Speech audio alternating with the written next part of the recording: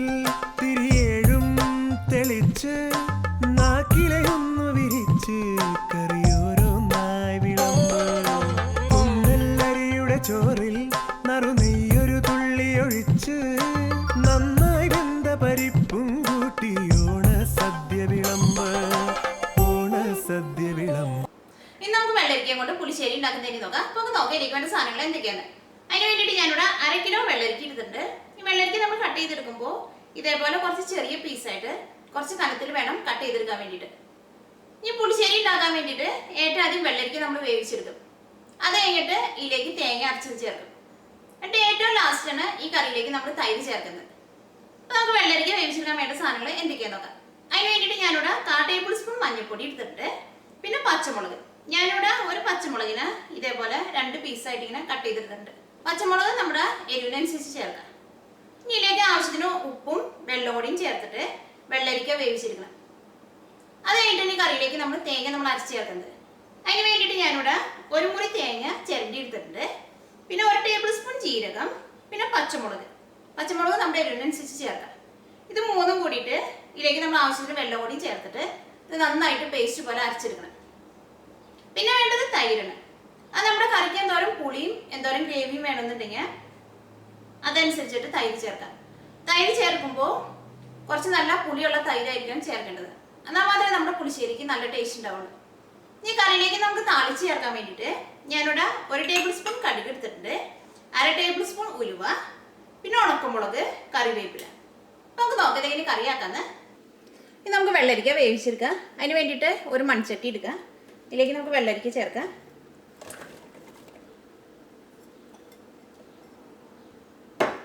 മഞ്ഞൾപ്പൊടി ചേർക്കാം, പച്ചമുളക് ചേർക്കാം, കുറച്ച് കറിവേപ്പിലയും ചേർക്കാം. ഇതിലേക്ക് ആവശ്യത്തിന് ഉപ്പ് ചേർക്കാം.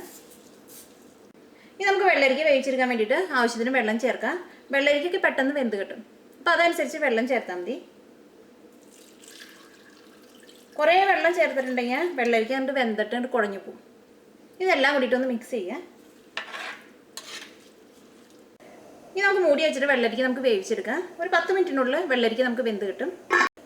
ഈ വെള്ളരിക്ക വേവുമ്പോഴേക്കും തേങ്ങ നമുക്ക് അരച്ചെടുക്കാം. അതിന് വേണ്ടിയിട്ട് ജാറിലേക്ക് നമുക്ക് തേങ്ങ ഇടാം.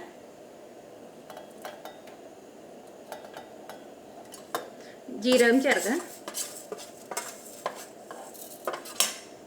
പച്ചമുളക് ചേർക്കാം. പച്ചമുളക് നമ്മുടെ എരിവിനനുസരിച്ച് ചേർക്കാം.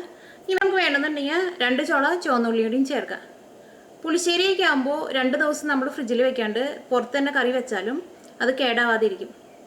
ആ തേങ്ങ നമ്മൾ അരച്ചെടുക്കുന്ന സമയത്ത് ചുവന്നുള്ളി ചേർത്തിട്ട് അരച്ചെടുത്തിട്ടുണ്ടെങ്കിൽ കറി പെട്ടെന്ന് നാശമാവും. അപ്പം അതുകൊണ്ട് ഇതിലേക്ക് ഞാൻ ചുവന്നുള്ളി ചേർക്കണില്ല.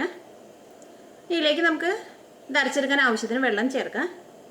അത് ടാപ്പിൽ വരുന്ന വെള്ളം നല്ല തണുത്ത വെള്ളമാണെങ്കിൽ വെള്ളം പതുക്കെ ഒന്ന് ചൂടാക്കിയിട്ട് ചേർക്കാം. എന്നാൽ മാത്രമേ നമുക്ക് തേങ്ങ ശരിക്കും നന്നായിട്ട് അരഞ്ഞു കിട്ടുള്ളൂ. ഇത് നന്നായിട്ട് പേസ്റ്റ് പോലെ അരച്ചെടുക്കാം. ഇപ്പോൾ വെള്ളരിക്ക നന്നായിട്ട് വെന്തിട്ടുണ്ട്. ഇതിലേക്ക് നമ്മൾ അരച്ച് വെച്ചേക്കണ തേങ്ങ ചേർക്കാം.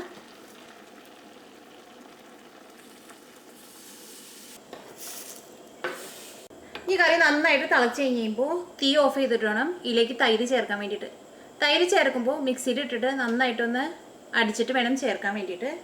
അല്ലെങ്കിൽ തൈര് നമ്മൾ മിക്സിയിലിട്ട് അടിക്കാണ്ട് നമ്മൾ തൈര് ചേർത്തിട്ടുണ്ടെങ്കിൽ കറിയിൽ തൈര് പിരിഞ്ഞ പോലെയൊക്കെ എടുക്കും. അപ്പോൾ ഈ കറി നന്നായിട്ട് തിളച്ചിട്ടുണ്ട്. നമുക്ക് തീ ഓഫ് ചെയ്യാം. ഇതിലേക്ക് നമുക്ക് തൈര് ചേർക്കാം.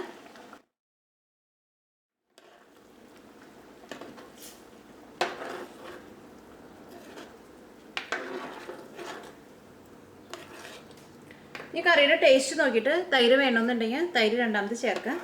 ഈ കറിയിലേക്ക് നമുക്ക് താളിച്ച് ചേർക്കാം. അതിന് വേണ്ടിയിട്ട് ചെറിയൊരു പാൻ വെച്ച് ചൂടാക്കുക. ഇതിലേക്ക് ആവശ്യത്തിന് വെളിച്ചെണ്ണ ഒഴിക്കുക. ഈ ചൂടായ വെളിച്ചെണ്ണയിലേക്ക് കടുകിട്ട് പൊട്ടിക്കുക. ഇപ്പോൾ കടുക് പൊട്ടിയിട്ടുണ്ട്. ഇതിലേക്ക് ഉലുവ ചേർക്കുക, ഉണക്കമുളക് ചേർക്കുക,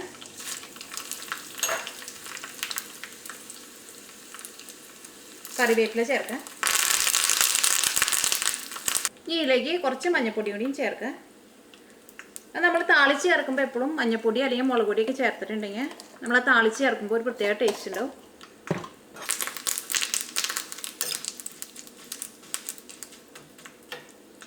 നമുക്ക് തീ ഓഫ് ചെയ്യാം. ഇനി നമുക്ക് കറിയിലേക്ക് ചേർക്കാം.